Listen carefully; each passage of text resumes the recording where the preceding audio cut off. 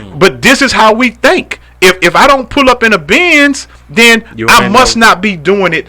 That's my gripe about Atlanta, though. Like in the city, like man, it's the most biggest flexing city in the country, especially when it comes to the black culture. Like we had Chevy Brooks on here, who he's an economics background. He's a teacher now. He was running for city council. And he was breaking down the HUD numbers, and HUD was reporting that the average earning of blacks in the metro city of Atlanta, earning on average is $26,000. Yeah. But if you go outside, you know what I'm saying, you go drive around Buckhead and downtown Boogaloos, you look outside, you see all these foreigns, you see all these designer clothes. It don't look like that. But it's like, but this city, the emphasis is so much on flex. I was talking to my other mentor, and we were both talking, and I was just telling him, like, man, me and Mark, like I said, doing great. But it's like, you would, living in a city like Atlanta, because we don't flex like that, you would think it makes you feel like you ain't even doing nothing. Coming soon. Yeah, in a sense. But what I say is, I tell people the first thing is, I think people have Atlanta misconstrued in that sense. The reason why Atlanta gets such a bad rap, because Atlanta's on the national stage more than any. Name me another city that's like Atlanta. What did you say? Closest thing you got is Houston.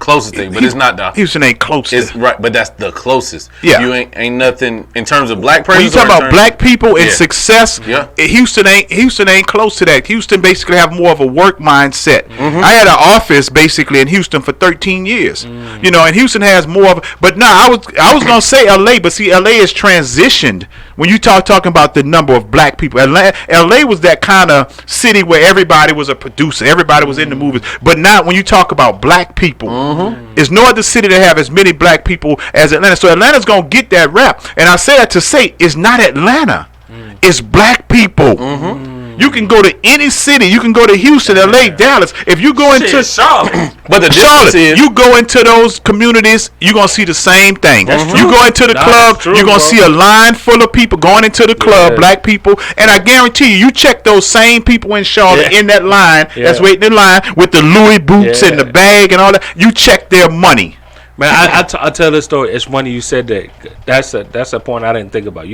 You dead up, because I tell this story to a few friends. Mark, I think you know the story too. I was dating a chick out in Charlotte, and this chick I went to her crib. Oh yeah. She went in her closet, pulled out designer this, foreign designer that, bag, clothes, all that. What, she had a Porsche? Go to a garage. She had a GMC truck, a little older than mine, GMC truck, Porsche. Now the portion that one of the tires was gone, but Porsche. Like I'm thinking you would think you walk into this chick body crazy.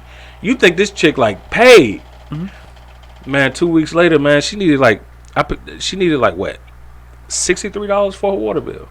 Yeah, you know what I'm saying? Like, and she was telling me how much she actually made, and then tell me how she was literally living at her budget, her income budget every month, bro. Yeah, and it's just like, you're right. It's a black cultural thing, but it's not healthy. It's not healthy, but we've always had a challenge mentality. And the problem with it is we can't go back. See, the thing is once you start flossing and you get to that point when things change in your life, you get laid off, your business not doing well, I still got to have that because I can't let nobody know. I can't let nobody know. So we not going back. We not changing. So this is why you find that people are not doing it like they used to, but they still trying to, because we don't want nobody to know we fell off. So And it happens because life, you got life shifts, man, with COVID and all these things. All these people, a lot of people life shift. Hell yeah, them PPPs drying up.